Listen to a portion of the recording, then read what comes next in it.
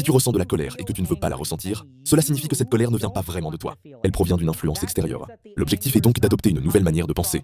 Considérer que la colère émane de versions primitives de toi-même.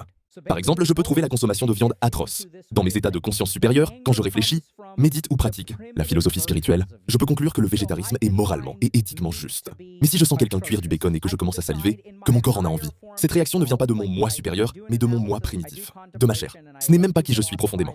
Et là, tu réalises, je ne veux pas être en colère. Je veux laisser aller cette émotion. Elle ne correspond pas à la personne que je veux devenir. La colère continuera d'apparaître. Mais tu peux apprendre à t'en détacher, à créer une distance, à te demander d'où ça vient vraiment. La réponse est double. Cela vient des habitudes de ton cerveau et de connexions neuronales renforcées par la répétition. C'est là qu'intervient la gestion concrète de la colère. Si tu te mets souvent en colère, c'est que ton cerveau a formé des circuits neuronaux qui facilitent cette réponse émotionnelle. Alors que faire? Observer la colère. Ne pas la rejeter, mais ne pas non plus agir à partir d'elle.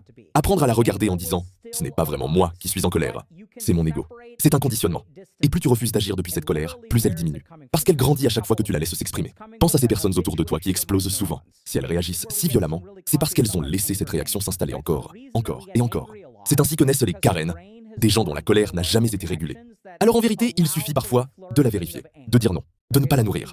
À méditer.